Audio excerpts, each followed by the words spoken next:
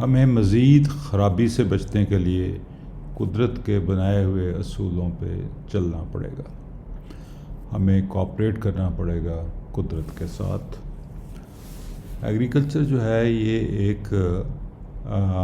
Cultural innovation ہے، یعنی کہ انسان نے اپنی ضرورت کے تحت اس کو بنایا. اب اس کو اگر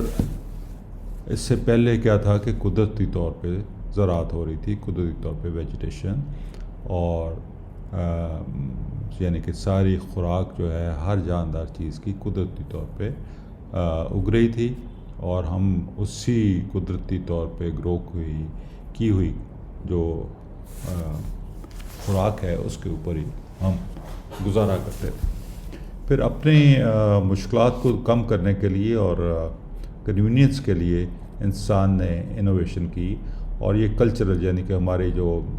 رہائش تھی اس کی وجہ سے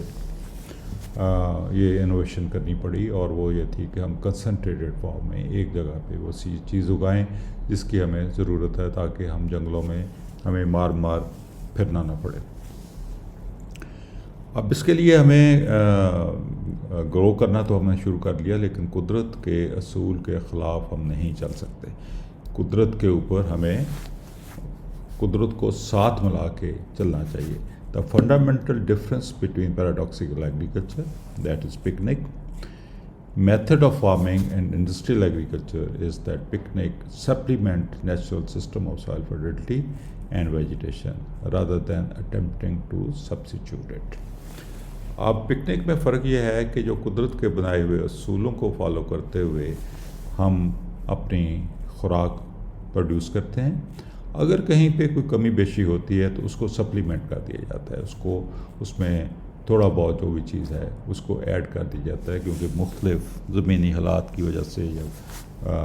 ہم نے جو خرابیاں کی ہیں اس کی وجہ سے کوئی کمی واقع ہوئی ہے تو اس کو ہم سپلیمنٹ کر دیتے ہیں، اس کو تھوڑی مقدار میں پورا کر دیتے ہیں، اور بڑے اس کو پرسائز طریقے سے کرتے ہیں، جس کو ہم آپٹیمائز کہتے ہیں. کہ اگر فرض کیا ڈی اے پی کی بوری 2 ڈال رہے ہیں تو اس کے لیے ہمارے لیے کافی ہے کہ ہم 4-5 کلو ہی کافی ہے اس کو اس کی ریکوائرمنٹ میٹ کرنے کے لیے.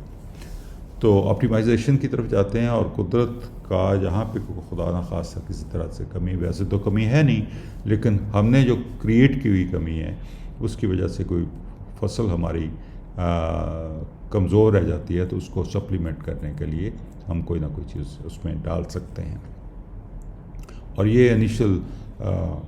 ایک آدھ کراپ میں ہو سکتا ہے، لیکن اس کے بعد پھر قدرتی نظام اگر صحیح طریقے سے فالو کیا جائے تو پھر وہ سیلف رینوئنگ ہو جاتا ہے، پھر اس میں کسی بھی پرچیز ان پٹ کی ضرورت نہیں پڑتی.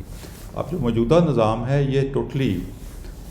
کوشش کر رہا ہے کہ قدرتی، یا کوشش کر چکا ہے کہ قدرتی طور پہ جو سسٹم ہے اس کو تباہ کر کے ہم اپنا ایک سسٹم بنائیں. اب اپنا سسٹم بنائیں گے تو ظاہر ہے پھر اس کے لیے آپ کو پرچیز ان پٹ ڈالنی پڑیں گی. ساری جو خرابیاں اس وقت ہوئی ہیں وہ اسی وجہ سے ہوئی ہیں کہ ہم نے قدرت کے نظام کو چھوڑ کے اس کو ختم کرنے کی کوشش کی، اور اس کی جگہ پہ اپنا نظام کاشتکاری کا وہ چلانے کی کوشش کی، جس سے خوراک کی قیمتیں کتنی بڑھ گئیں، آپ کی کوالٹی خوراک کی کتنی کم ہو گئی، اور باقی سارے وسائل سارے ہم نے تباہ و برباد کر دی اس وجہ سے کہ ہم قدرت کے خلاف چل پڑے. قدرت نے تو ایک بہت ہی بہترین نظام بنایا. قدرت کے بنائے ہوئے نظام میں تو ہم کوئی خلل یا کمزوری دیکھ ہی نہیں سکتے. یہاں کوئی خلل کر سکتے ہیں، اگر کریں گے تو پھر ہم اپنے پاؤں پہ خود کو لہاڑی ماریں گے، اور نقصانات کو خود برداشت کرنا پڑے گا. جو کر رہے ہیں اس وقت جو صورتحال ہے اس میں یہی ہے. تو ہم قدرت